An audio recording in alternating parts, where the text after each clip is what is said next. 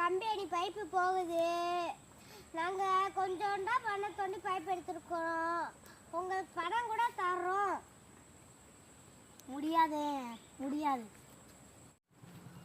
சரி, இங்கே ஒருத்தர் இருக்காது, அவர்கிட்ட போய் கேட்போம்.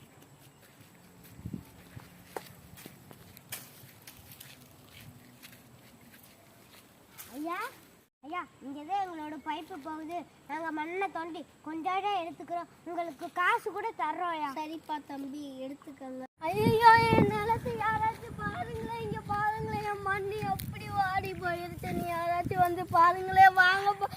என்னப்பா தம்பி ஆச்சு? இங்கே பாருங்களேன், நான் நட்டிருந்த மரத்தெல்லாம் காணோன்னு.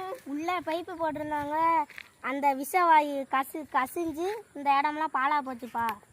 ஐயோ,